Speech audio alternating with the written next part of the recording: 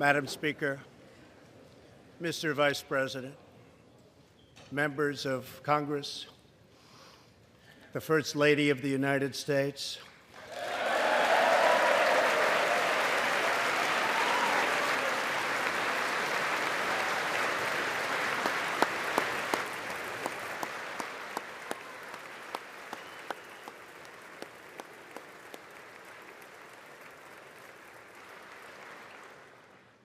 and my fellow Americans. We meet tonight at a moment of unlimited potential. As we begin a new Congress, I stand here ready to work with you to achieve historic breakthroughs for all Americans. Millions of our fellow citizens are watching us now gathered in this great chamber, hoping that we will govern not as two parties, but as one nation.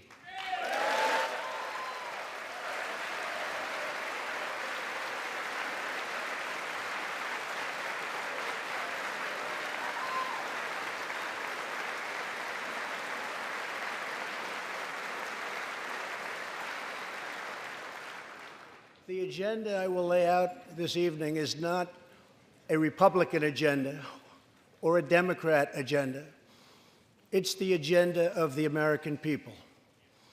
Many of us have campaigned on the same core promises to defend American jobs and demand fair trade for American workers, to rebuild and revitalize our nation's infrastructure, to reduce the price of health care and prescription drugs, to create an immigration system that is safe, lawful, modern, and secure, and to pursue a foreign policy that puts America's interest first. There is a new opportunity in American politics if only we have the courage together to seize it.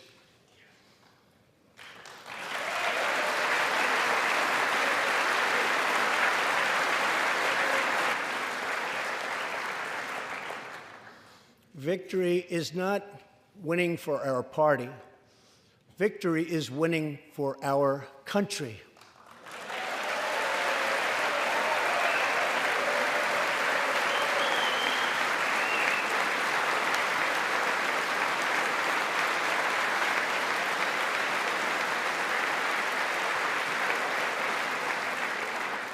This year, America will recognize two important anniversaries that show us the majesty of America's mission and the power of American pride. In June, we mark 75 years since the start of what General Dwight D. Eisenhower called the Great Crusade, the Allied liberation of Europe in World War II.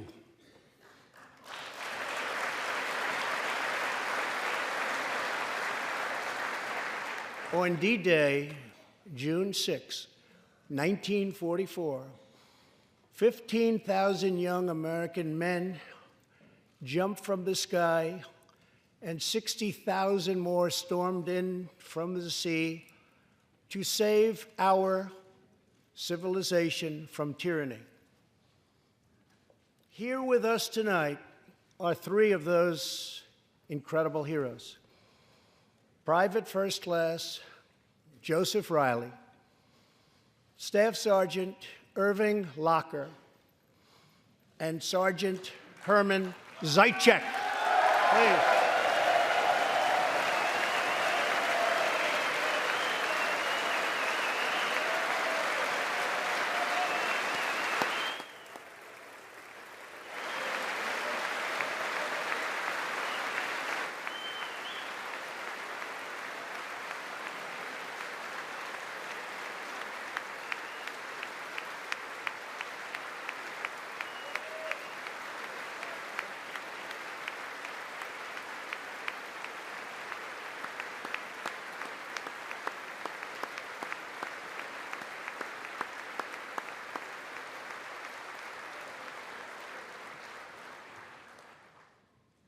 Gentlemen, we salute you. In 2019, we also celebrate 50 years since brave young pilots flew 250,000 miles through space to plant the American flag on the face of the moon.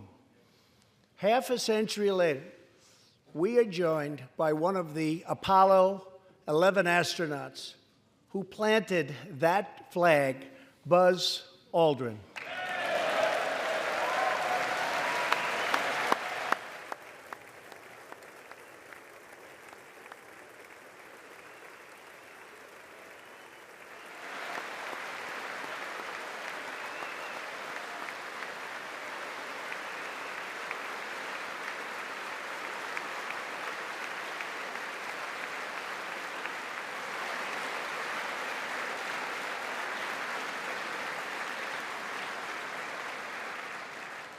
Thank you, Buzz. This year, American astronauts will go back to space on American rockets.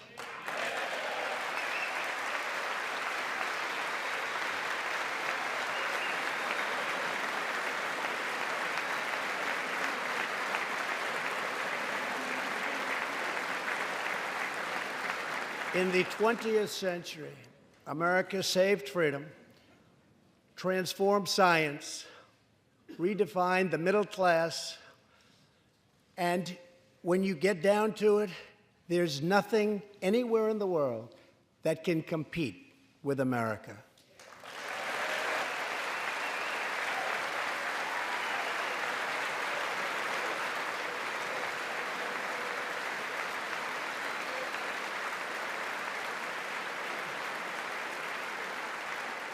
Now we must step boldly and bravely into the next chapter of this great American adventure.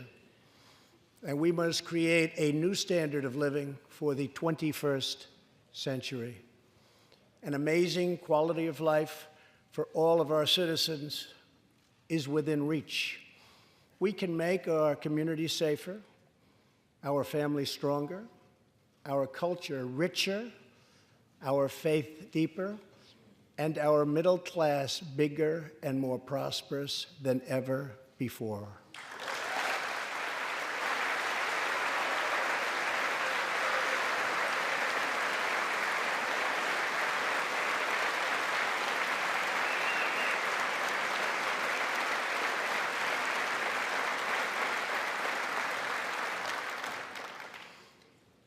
But we must reject the politics of revenge, resistance, and retribution, and embrace the boundless potential of cooperation, compromise, and the common good.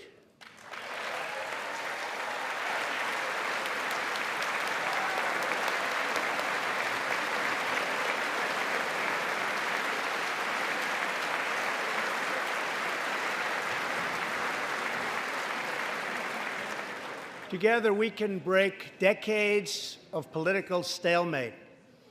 We can bridge old divisions, heal old wounds, build new coalitions, forge new solutions, and unlock the extraordinary promise of America's future. The decision is ours to make.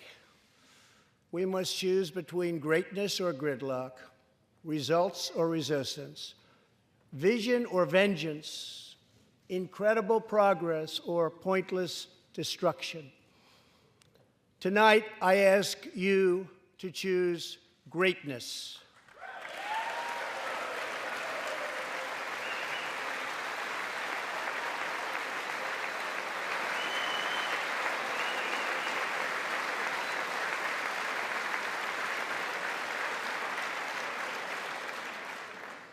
Over the last 2 years, my administration has moved with urgency and historic speed to confront problems neglected by leaders of both parties over many decades. In just over 2 years since the election, we have launched an unprecedented economic boom, a boom that has rarely been seen before. There's been nothing like it. We have created 5.3 million new jobs, and importantly added 600,000 new manufacturing jobs something which almost everyone said was impossible to do. But the fact is, we are just getting started.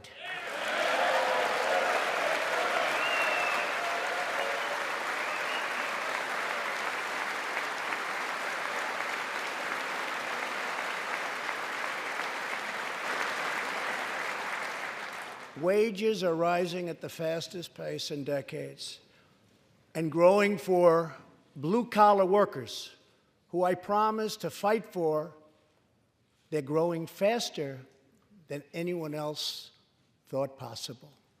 Nearly 5 million Americans have been lifted off food stamps.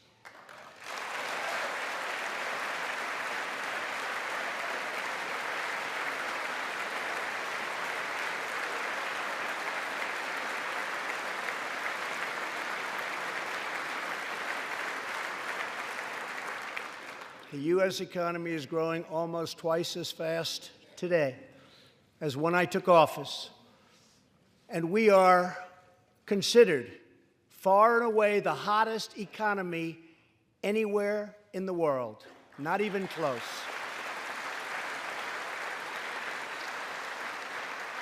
Unemployment has reached the lowest rate in over half a century.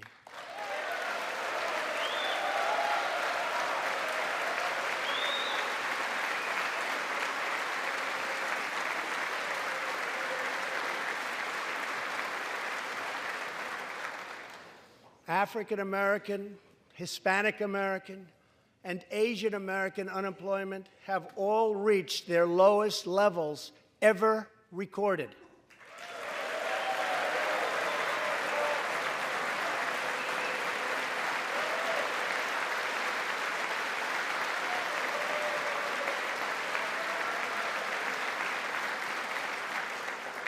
Unemployment for Americans with disabilities has also reached an all-time low.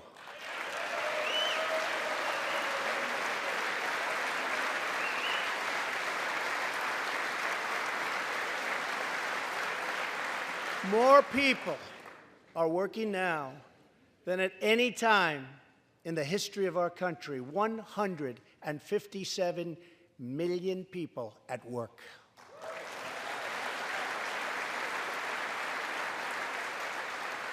We passed a massive tax cut for working families and doubled the child tax credit.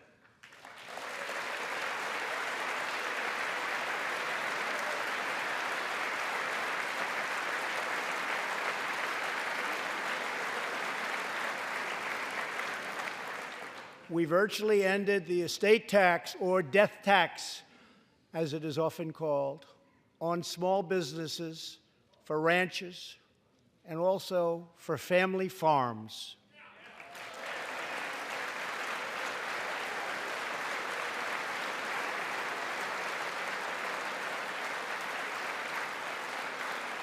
We eliminated the very unpopular Obamacare individual mandate penalty.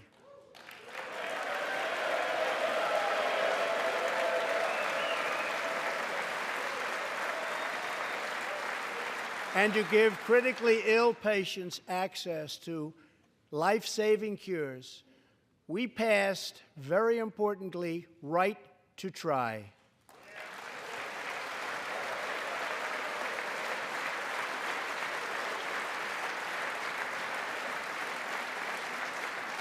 My administration has cut more regulations in a short period of time than any other administration during its entire tenure.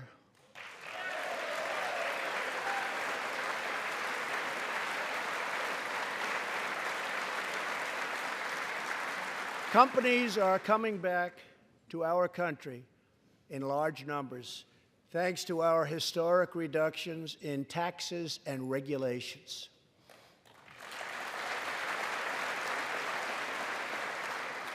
And we have unleashed a revolution in American energy. The United States is now the #1 producer of oil and natural gas anywhere in the world.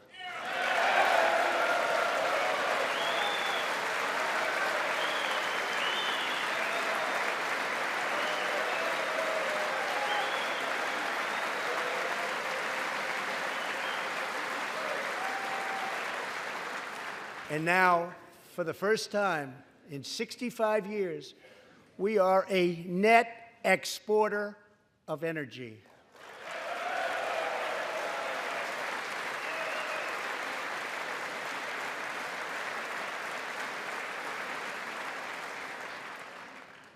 After 24 months of rapid progress, our economy is the envy of the world. Our military is the most powerful on earth by far. And America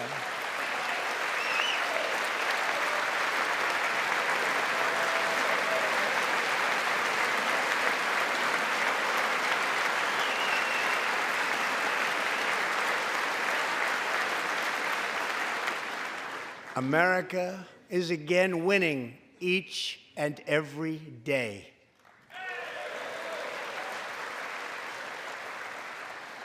Members of Congress, the state of our union is strong.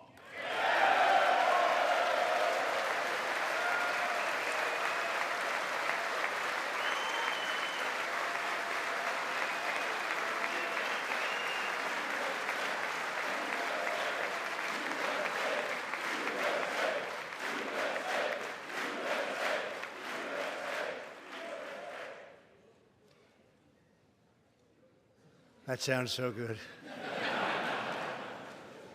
Our country is vibrant, and our economy is thriving like never before. On Friday, it was announced that we added another 304,000 jobs last month alone, almost double the number expected.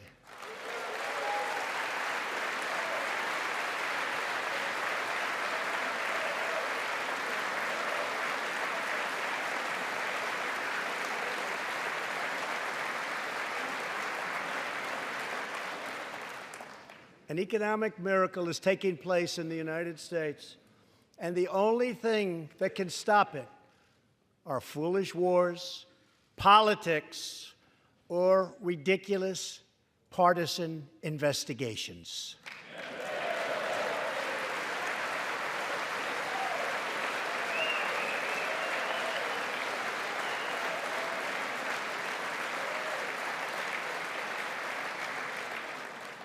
If there is going to be peace and legislation, there cannot be war and investigation.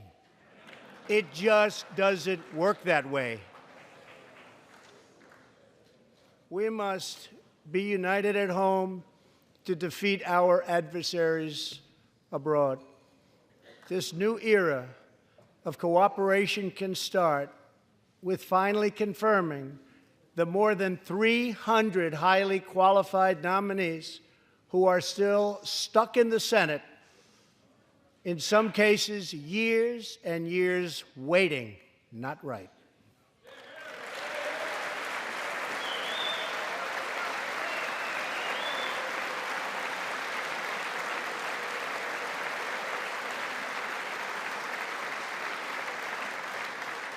The Senate has failed to act on these nominations, which is unfair to the nominees and very unfair to our country. Now is the time for bipartisan action. Believe it or not, we have already proven that that's possible. In the last Congress, both parties came together to pass unprecedented legislation to confront the opioid crisis, a sweeping new farm bill, historic VA reforms, and after 4 decades of rejection, we passed VA accountability so that we can finally terminate those who mistreat our wonderful veterans.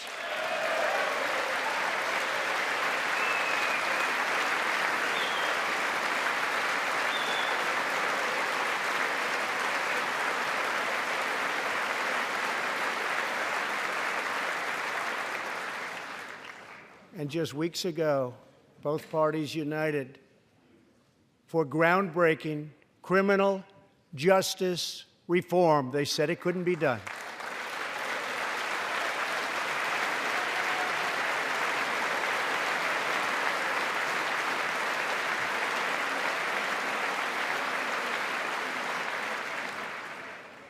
Last year, I heard through friends the story of Alice Johnson. I was deeply moved. In 1997, Alice was sentenced to life in prison as a first-time nonviolent drug offender. Over the next 22 years, she became a prison minister, inspiring others to choose a better path. She had a big impact on that prison population and far beyond. Alice's story underscores the disparities and unfairness that can exist in criminal sentencing and the need to remedy this total injustice.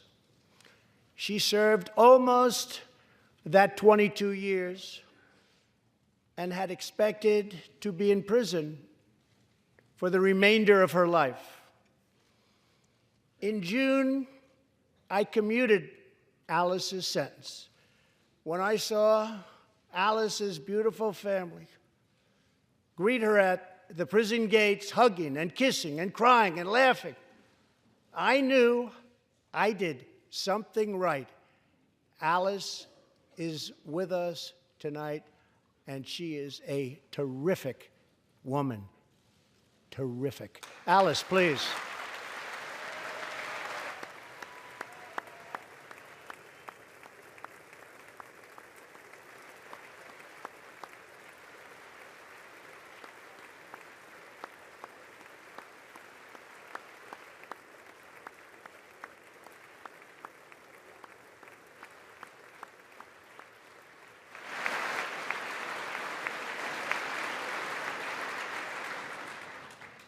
Alice, thank you for reminding us that we always have the power to shape our own destiny. Thank you very much, Alice. Thank you very much.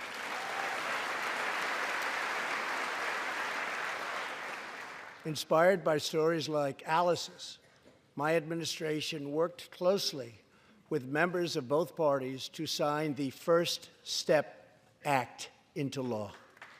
Big deal. It's a big deal.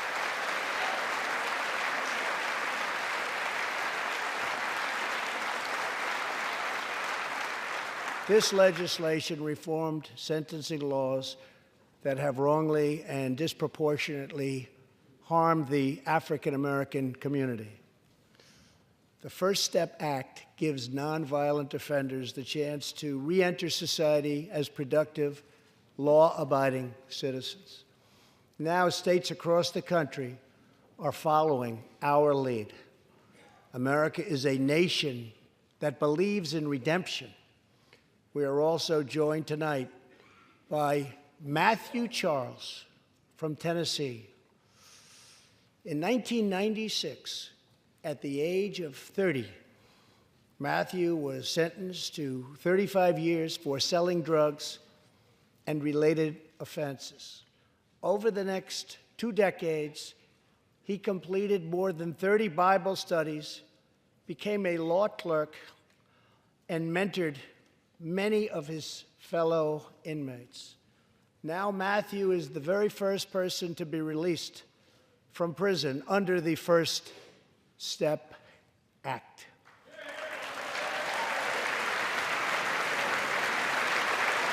Matthew, please.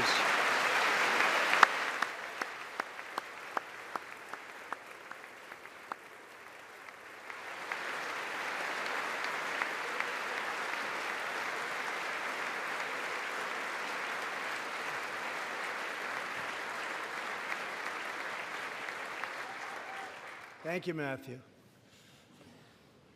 Welcome home.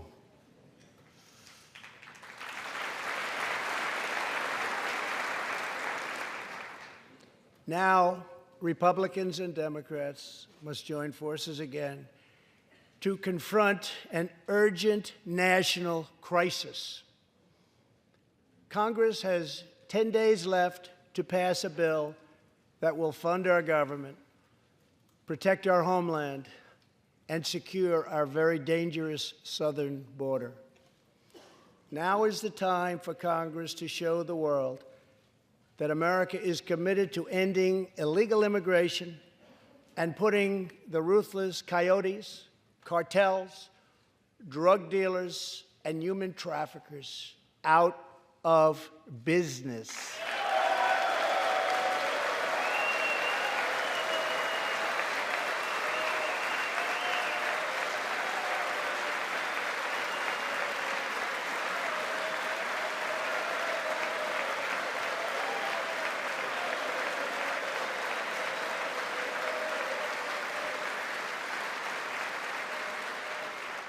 As we speak, large, organized caravans are on the march to the United States.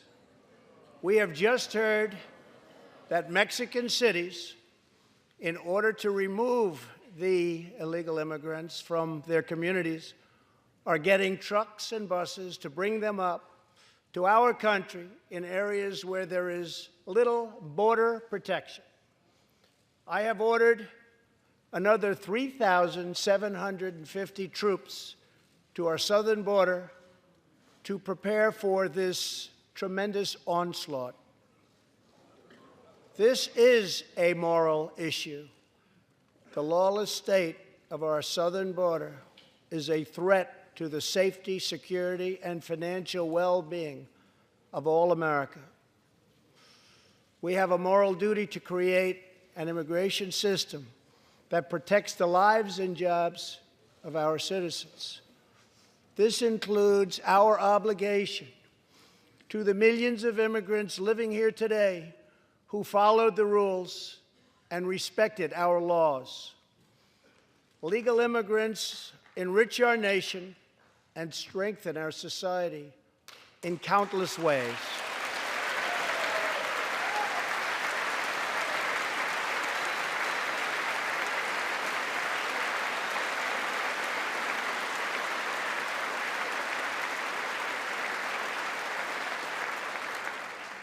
I want people to come into our country in the largest numbers ever, but they have to come in legally.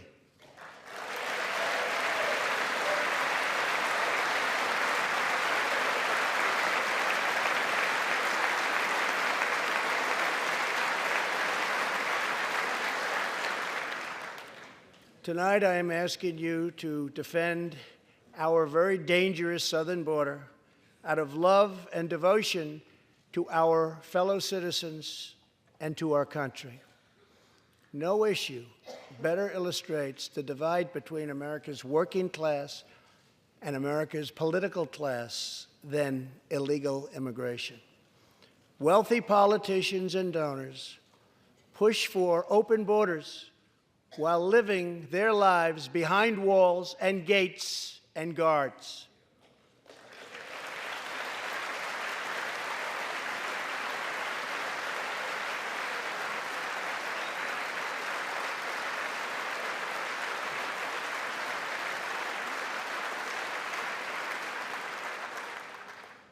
Meanwhile, working-class Americans are left to pay the price for mass illegal immigration.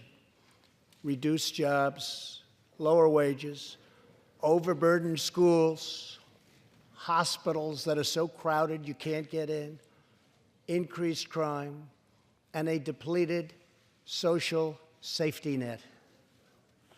Tolerance for illegal immigration is not compassionate.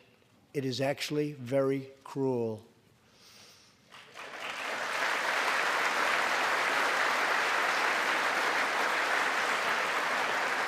One in 3 women is sexually assaulted on the long journey north. Smugglers use migrant children as human pawns to exploit our laws and gain access to our country.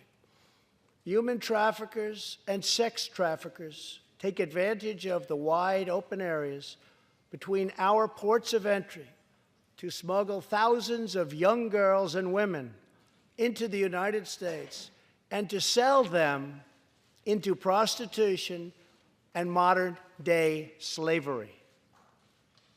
Tens of thousands of innocent Americans are killed by lethal drugs that cross our border and flood into our cities, including meth, heroin, cocaine, and fentanyl. The savage gang, MS-13, now operates in at least 20 different American states, and they almost all come through our southern border.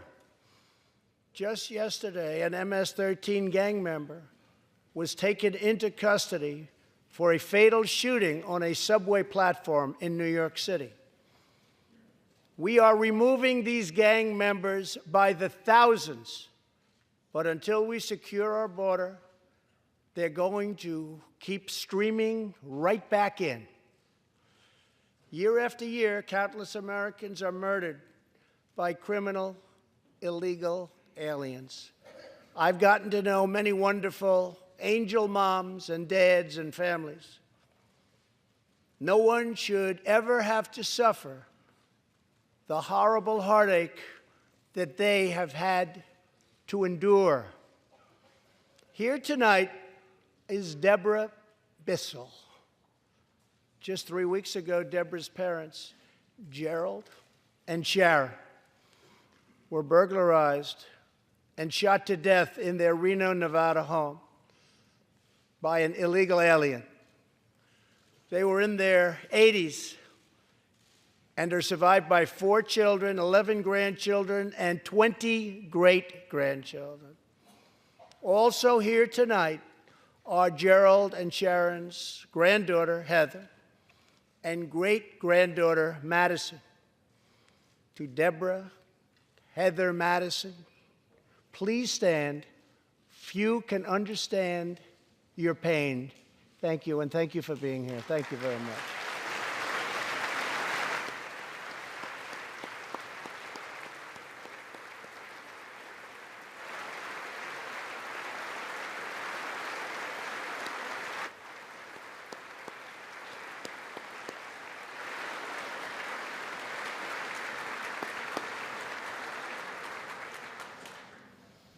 I will never forget, and I will fight for the memory of Gerald and Sharon, that it should never happen again. Not one more American life should be lost because our nation failed to control its very dangerous border. In the last 2 years, our brave ICE officers made 266,000 arrests of criminal aliens, including those charged or convicted of nearly 100,000 assaults, 30,000 sex crimes, and 4,000 killings or murders. We are joined tonight by one of those law enforcement heroes, ICE Special Agent Elvin Hernandez. When Elvin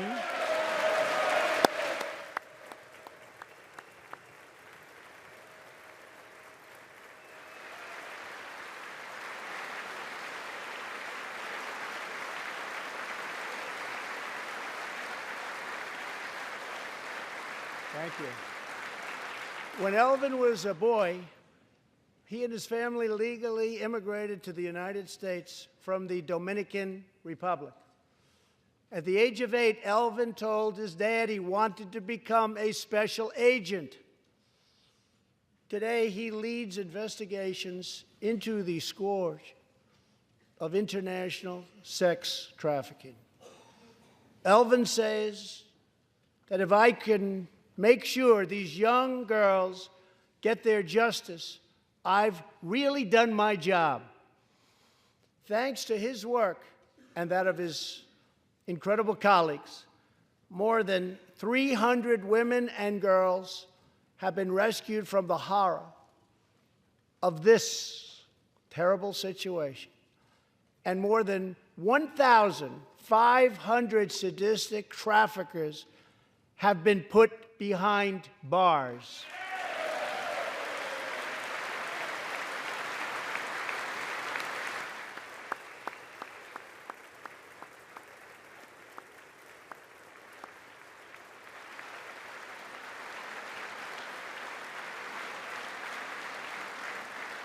Thank you, Alvin. We will always support the brave men and women of law enforcement, and I pledge to you tonight that I will never abolish our heroes from ICE. Thank you.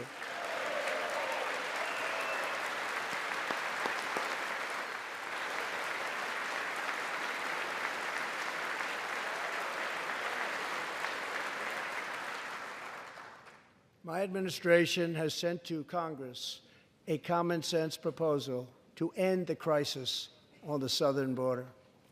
It includes humanitarian assistance, more law enforcement, drug detection at our ports, closing loopholes that enable child smuggling, and plans for a new physical barrier or wall to secure the vast areas between our ports of entry. In the past, most of the people in this room voted for a wall, but the proper wall never got built. I will get it built.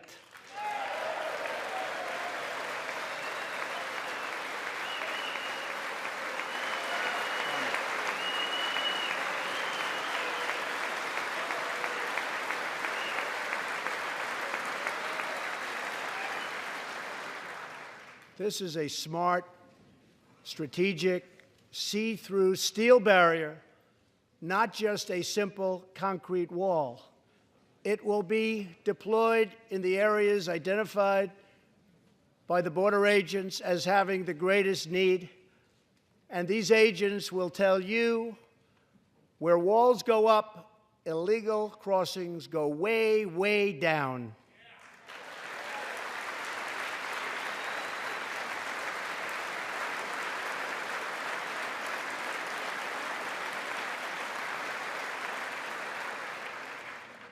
San Diego used to have the most illegal border crossings in our country.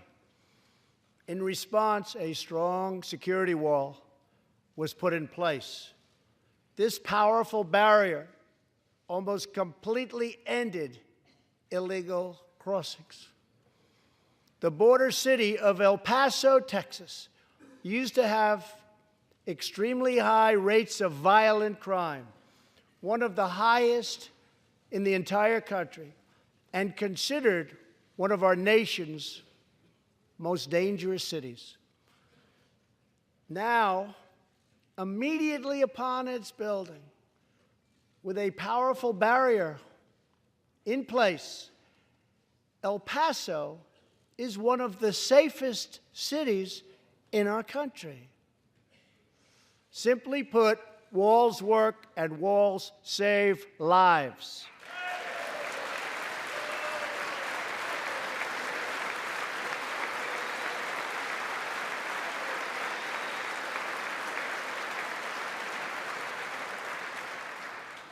So let's work together, compromise, and reach a deal that will truly make America safe.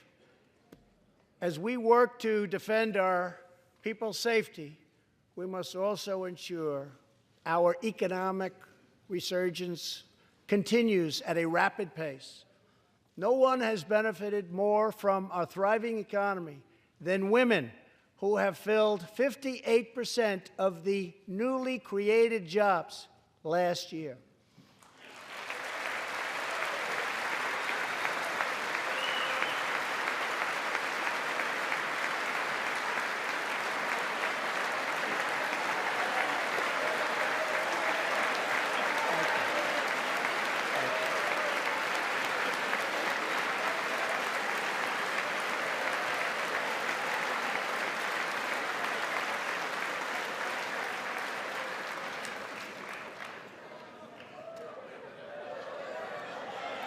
You weren't supposed to do that. Thank you very much. Thank you very much. All Americans can be proud that we have more women in the workforce than ever before.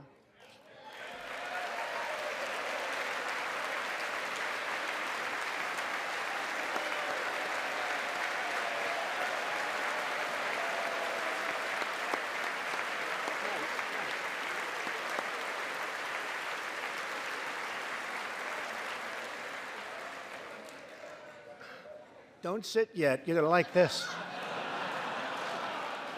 And exactly 1 century after Congress passed the constitutional amendment giving women the right to vote, we also have more women serving in Congress than at any time before.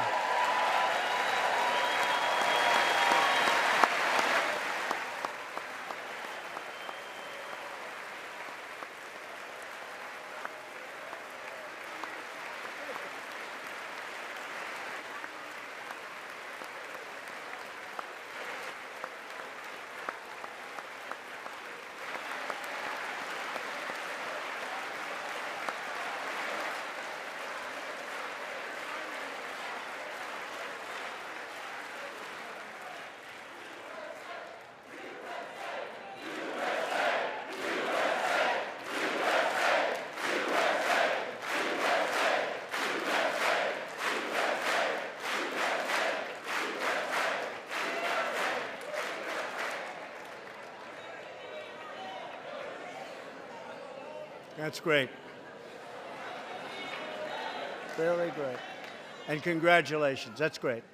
As part of our commitment to improving opportunity for women everywhere, this Thursday, we are launching the first ever government-wide initiative focused on economic empowerment for women in developing countries. To build on, thank you. To build on our incredible economic success, one priority is paramount: reversing decades of calamitous trade policies. So bad. We are now making it clear to China that after years of targeting our industries and stealing our intellectual property, the theft of American jobs and wealth has come to an end.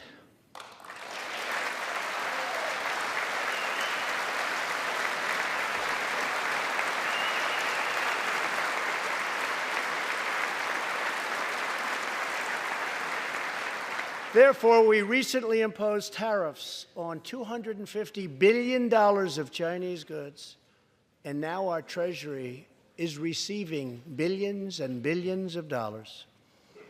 But I don't blame China for taking advantage of us.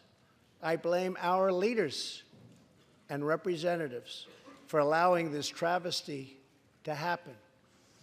I have great respect for President Xi, and we are now working on a new trade deal with China. But it must include real structural change to end unfair trade practices, reduce our chronic trade deficit, and protect American jobs.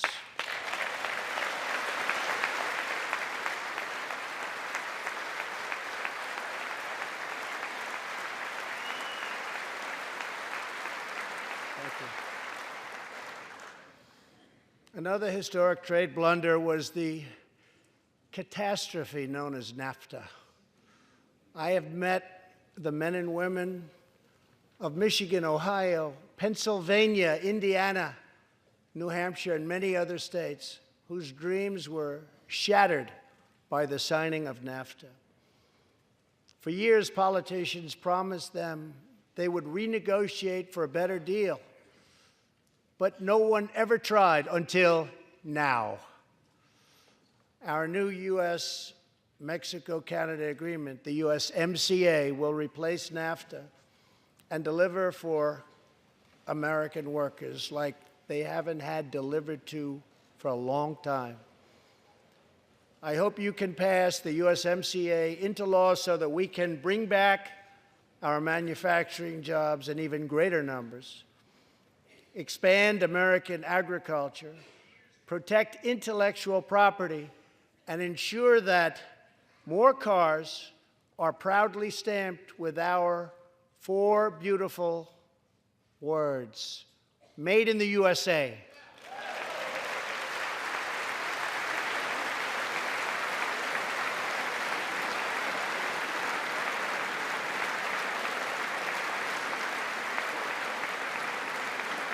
Tonight, I am also asking you to pass the United States Reciprocal Trade Act so that if another country places an unfair tariff on an American product, we can charge them the exact same tariff on the exact same product that they sell to us.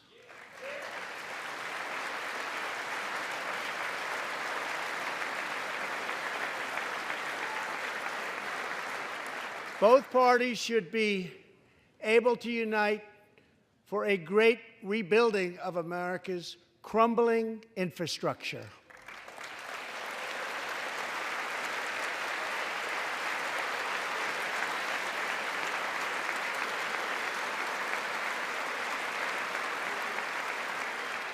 I know that Congress is eager to pass an infrastructure bill, and I am eager to work with you on legislation to deliver new and important infrastructure investment, including investments in the cutting-edge industries of the future.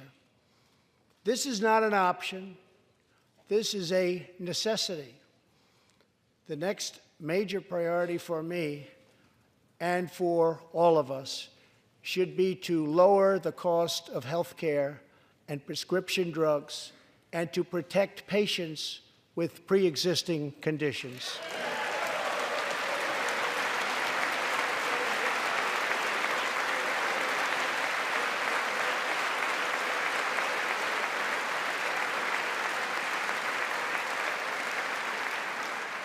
Already as a result of my administration's efforts in 2018, drug prices experienced their single largest decline in 46 years.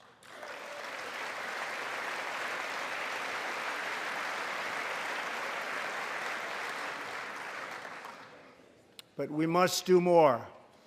It's unacceptable that Americans pay vastly more than people in other countries for the exact same drugs, often made in the exact same place. This is wrong, this is unfair, and together we will stop it, and we'll stop it fast.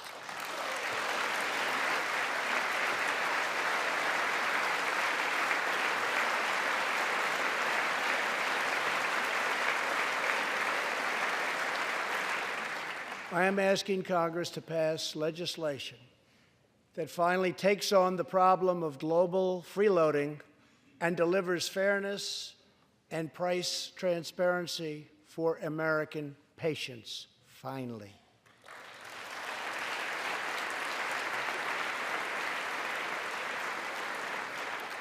We should also require drug companies, insurance companies, and hospitals to disclose real prices to foster competition and bring costs way down.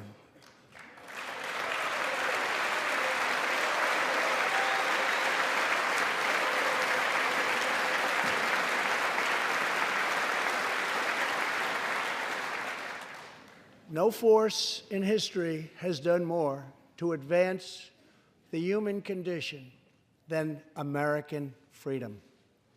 In recent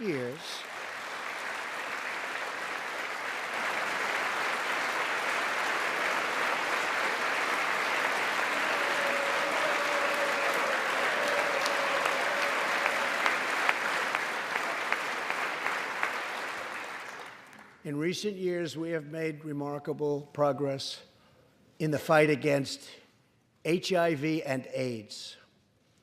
Scientific breakthroughs have brought a once distant dream within reach. My budget will ask Democrats and Republicans to make the needed commitment to eliminate the HIV epidemic in the United States within 10 years. We have made incredible strides, incredible.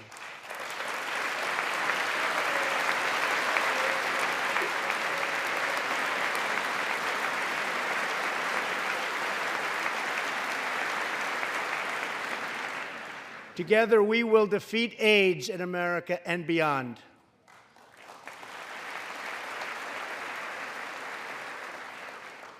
Tonight, I am also asking you to join me in another fight that all Americans can get behind, the fight against childhood cancer.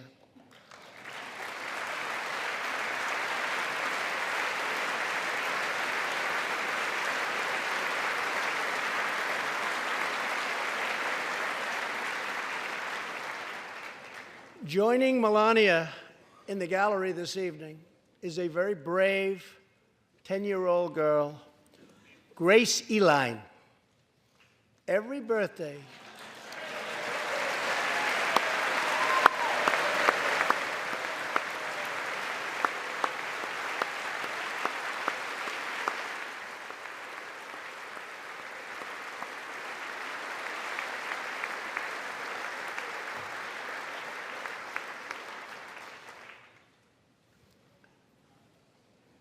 hi, Grace.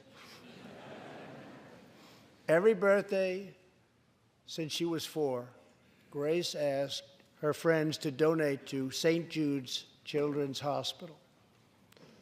She did not know that one day she might be a patient herself. That's what happened. Last year, Grace was diagnosed with brain cancer. Immediately, she began radiation treatment. At the same time, she rallied her community and raised more than $40,000 for the fight against cancer.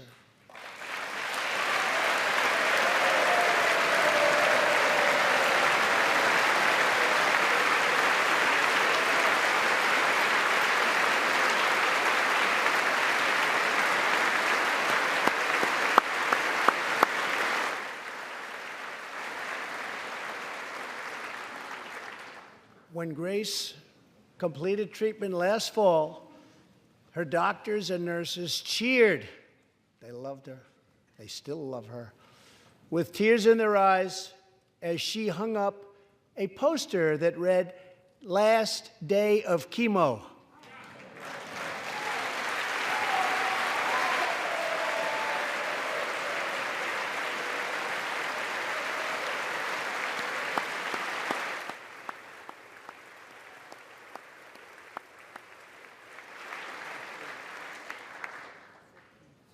Thank you very much, Grace. You are a great inspiration to everyone in this room. Thank you very much.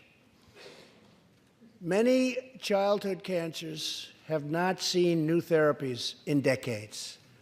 My budget will ask Congress for $500 million over the next 10 years to fund this critical life-saving research. To help support working parents, the time has come to pass school choice for Americans' children.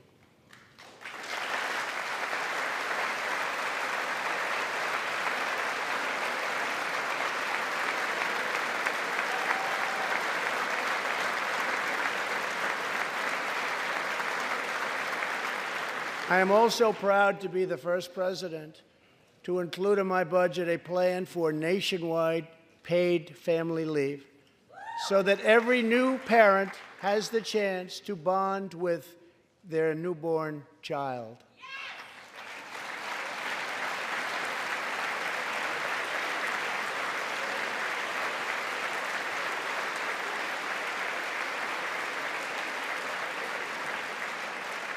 There could be no greater contrast to the beautiful image of a mother holding her infant child than the chilling displays our nation saw in recent days. Lawmakers in New York cheered with delight upon the passage of legislation that would allow a baby to be ripped from the mother's womb moments from birth. These are living, feeling, beautiful babies who will never get the chance to share their love and their dreams with the world. And then we had the case of the governor of Virginia, where he stated he would execute a baby after birth. To defend the dignity of every person, I am asking Congress to pass legislation to prohibit the late-term abortion of children who can feel pain in the mother's womb.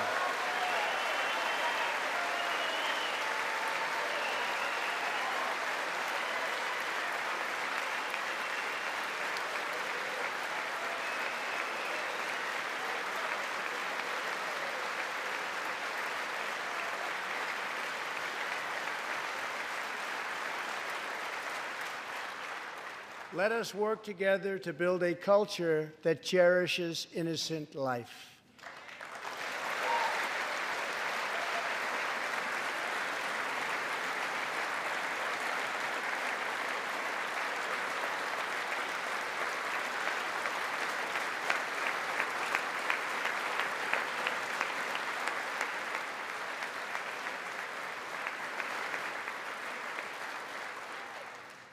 And let us reaffirm a fundamental truth. All children, born and unborn, are made in the holy image of God. The final part of my agenda is to protect American security. Over the last 2 years, we have begun to fully rebuild the United States military with $700 billion last year and $716 billion this year. We are also getting other nations to pay their fair share. Finally.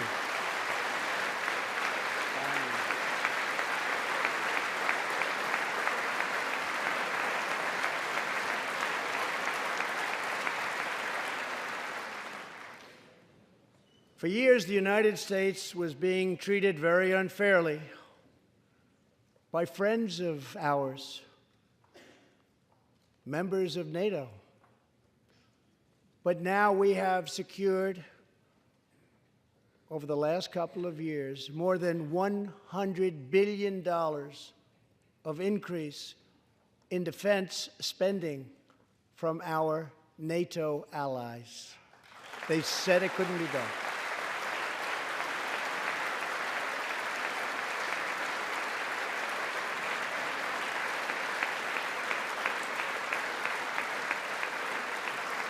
As part of our military buildup, the United States is developing a state-of-the-art missile defense system.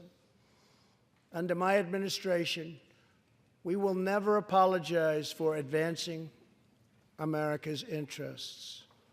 For example, decades ago, the United States entered into a treaty with Russia in which we agreed to limit and reduce our missile capability. While we followed the agreement and the rules to the letter, Russia repeatedly violated its terms. It's been going on for many years. That is why I announced that the United States is officially withdrawing from the Intermediate Range Nuclear Forces Treaty, or INF Treaty. Perhaps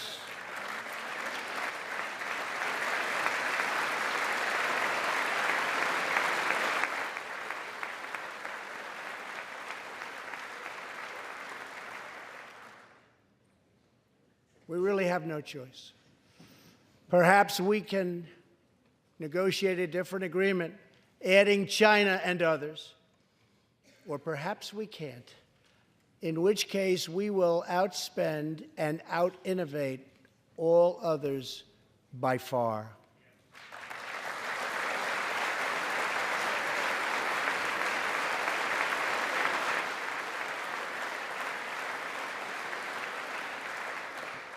As part of a bold new diplomacy, we continue our historic push for peace on the Korean Peninsula. Our hostages have come home. Nuclear testing has stopped, and there has not been a missile launch in more than 15 months. If I had not been elected President of the United States, we would right now, in my opinion, be in a major war with North Korea.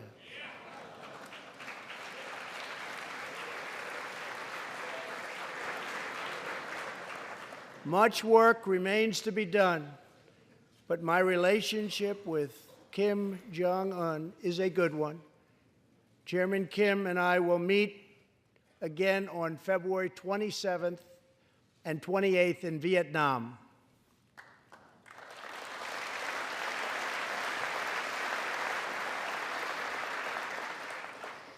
2 weeks ago, the United States officially recognized the legitimate government of Venezuela and its new president, Juan Guaido.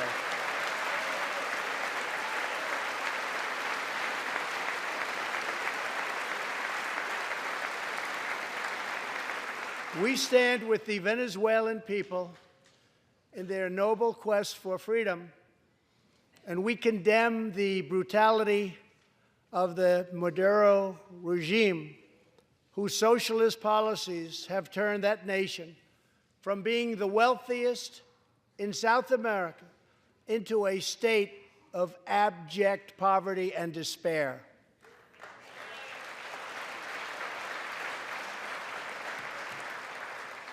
Here in the United States, we are alarmed by the new calls to adopt socialism in our country.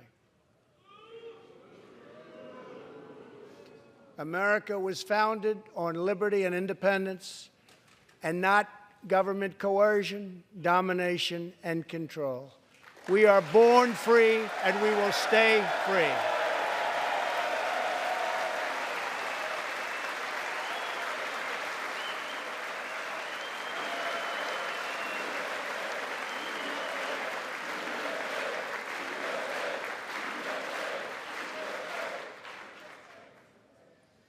Tonight, we renew our resolve that America will never be a socialist country.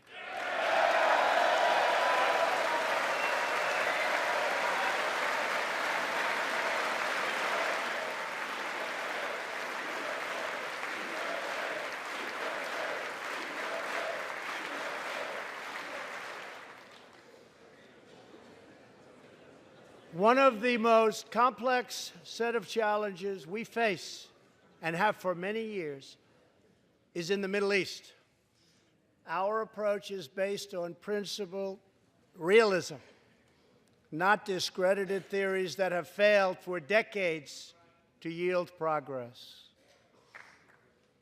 For this reason, my administration recognized the true capital of Israel and proudly opened the American Embassy in Jerusalem.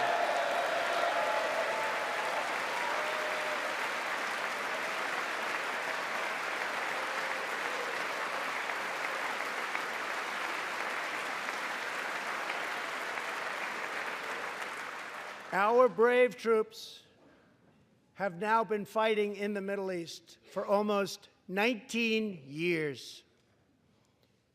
In Afghanistan and Iraq, nearly 7,000 American heroes have given their lives. More than 52,000 Americans have been badly wounded. We have spent more than $7 trillion in fighting wars in the Middle East. As a candidate for president, I loudly pledged a new approach. Great nations do not fight endless wars.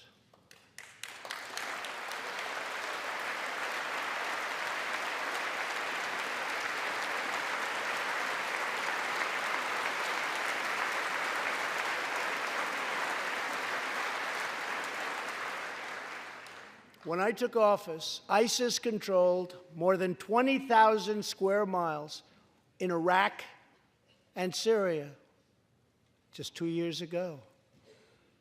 Today, we have liberated virtually all of the territory from the grip of these bloodthirsty monsters. Now, as we work with our allies to destroy the remnants of ISIS, it is time to give our brave warriors in Syria a warm welcome home. I have also accelerated our negotiations to reach, if possible, a political settlement in Afghanistan. The opposing side is also very happy to be negotiating. Our troops have fought with unmatched valor, and thanks to their bravery, we are now able to pursue a possible political solution to this long and bloody conflict.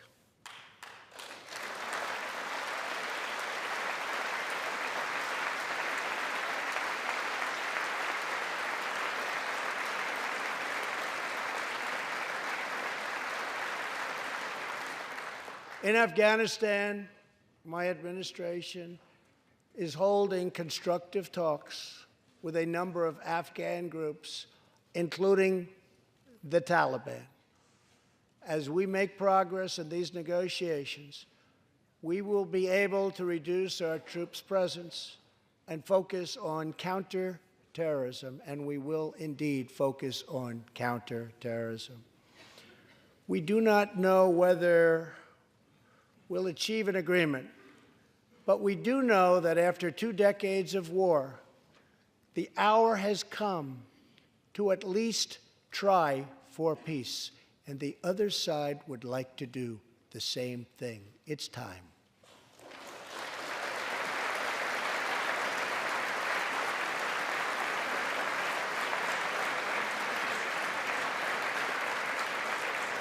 Above all, friend and foe alike must never doubt this nation's power and will to defend our people. 18 years ago, violent terrorists attacked the USS Cole, and last month, American forces killed one of the leaders of that attack.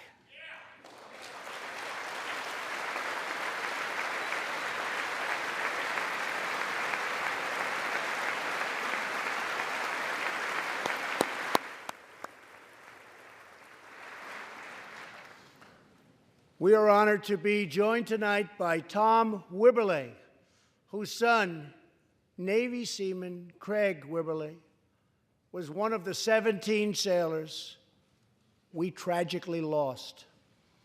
Tom, we vow to always remember the heroes of the USS Cole. Thank you, Tom.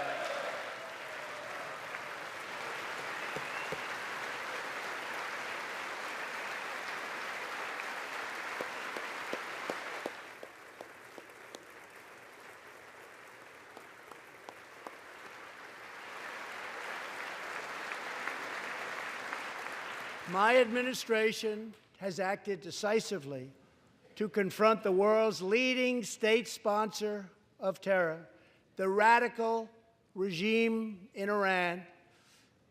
It is a radical regime. They do bad, bad things. To ensure this corrupt dictatorship never acquires nuclear weapons, I withdrew the United States from the disastrous Iran nuclear deal.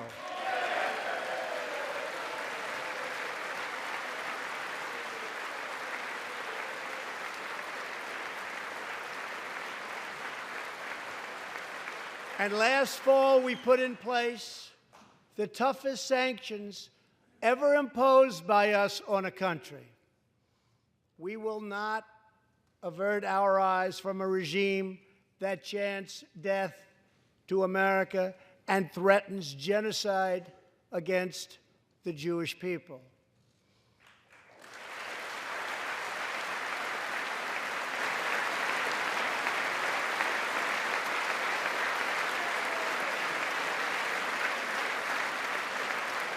We must never ignore the vile poison of anti-Semitism or those who spread its venomous creed. With one voice, we must confront this hatred anywhere and everywhere it occurs. Just months ago, 11 Jewish Americans were viciously murdered in an anti-Semitic attack on the Tree of Life Synagogue in Pittsburgh. SWAT officer Timothy Matson raced into the gunfire and was shot 7 times chasing down the killer, and he was very successful. Timothy has just had his 12th surgery, and he's going in for many more. but he made the trip to be here with us tonight. Officer Mattson, please.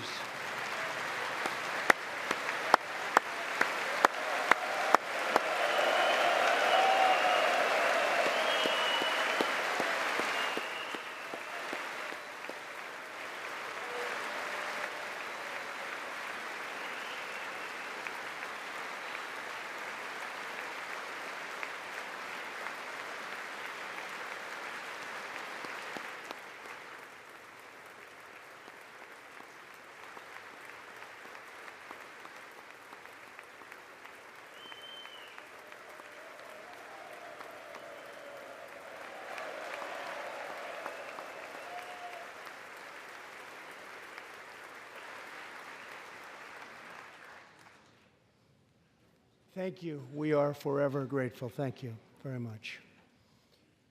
Tonight, we are also joined by Pittsburgh survivor, Judah Samet. He arrived at the synagogue as the massacre began. But not only did Judah narrowly escape death last fall, more than 7 decades ago, he narrowly survived the Nazi concentration camps. Today is Judah's 81st birthday.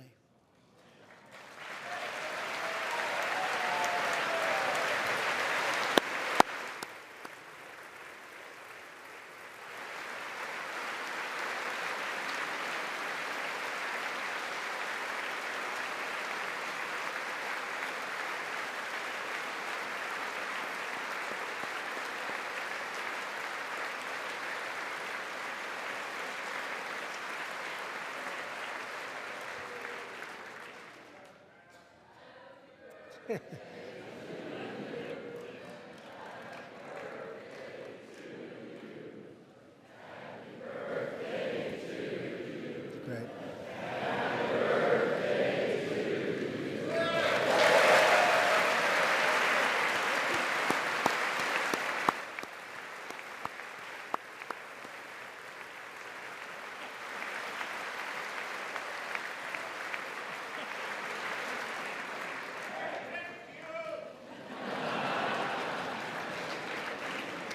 They wouldn't do that for me, Judah. Judah says he can still remember the exact moment nearly 75 years ago, after 10 months in a concentration camp, when he and his family were put on a train and told they were going to another camp. Suddenly, the train screeched to a very strong halt. A soldier appeared. Judah's family braced for the absolute worst. Then his father cried out with joy, "It's the Americans! It's the Americans!"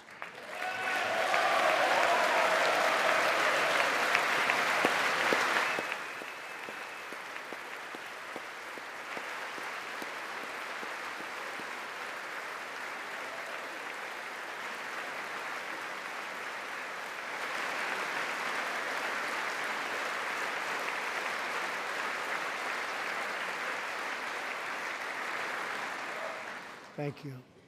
A second Holocaust survivor who is here tonight, Joshua Kaufman, was a prisoner at Dachau.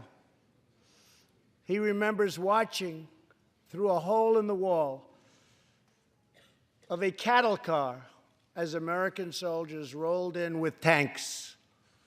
To me, Joshua recalls, the American soldiers were proof that God exists.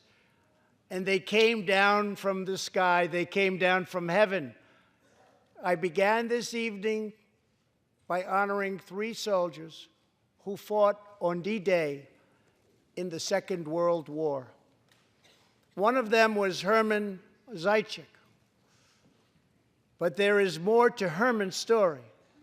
A year after he stormed the beaches of Normandy, Herman was one of the American soldiers who helped liberate Dachau.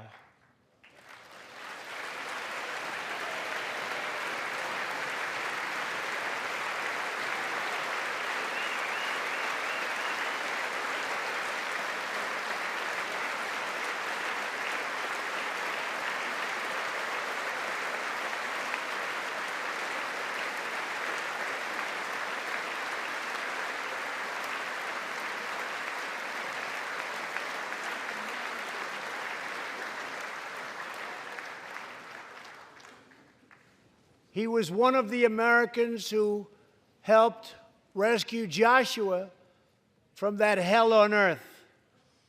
Almost 75 years later, Herman and Joshua are both together in the gallery tonight, seated side by side, here in the home of American freedom. Herman and Joshua, your presence this evening is very much appreciated. Thank you very much.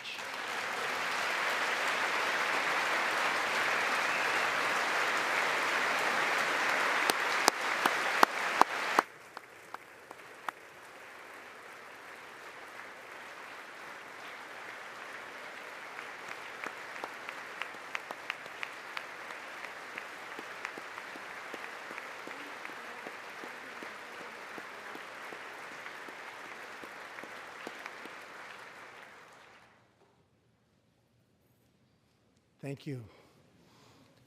When American soldiers set out beneath the dark skies over the English Channel in the early hours of D-Day, 1944, they were just young men of 18 and 19, hurtling on fragile landing craft toward the most momentous battle in the history of war. They did not know if they would survive the hour. They did not know if they would grow old, but they knew that America had to prevail. Their cause was this nation and generations yet unborn. Why did they do it? They did it for America. They did it for us. Everything that has come since our triumph over communism, our giant leaps of science and discovery, our unrivaled progress towards equality and justice, all of it is possible thanks to the blood and tears and courage and vision of the Americans who came before. Think of this Capitol.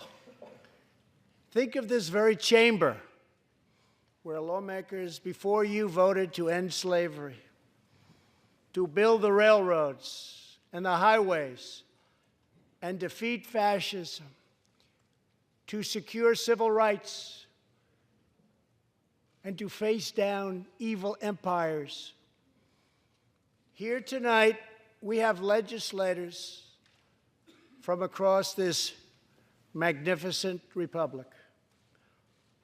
You have come from the rocky shores of Maine and the volcanic peaks of Hawaii, from the snowy woods of Wisconsin and the red deserts of Arizona, from the green farms of Kentucky and the golden beaches of California. Together, we represent the most extraordinary nation in all of history. What will we do with this moment? How will we be remembered? I ask the men and women of this Congress, look at the opportunities before us. Our most thrilling achievements are still ahead. Our most exciting journeys still await. Our biggest victories are still to come. We have not yet begun to dream. We must choose whether we are defined by our differences or whether we dare to transcend them.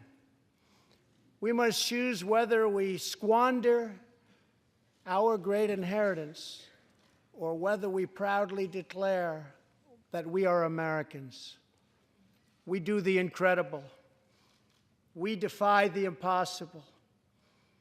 We conquer the unknown. This is the time to reignite the American imagination. This is the time to search for the tallest summit and set our sights on the brightest star. This is the time to rekindle the bonds of love and loyalty and memory that link us together as citizens, as neighbors, as patriots. This is our future, our fate, and our choice to make. I am asking you to choose greatness. No matter the trials we face, no matter the challenges to come, we must go forward together. We must keep America first in our hearts. We must keep freedom alive in our souls. And we must always keep faith in America's destiny. That one nation, under God, must be the hope and the promise and the light and the glory among all the nations of the world. Thank you, God bless you, and God bless America. Thank you very much.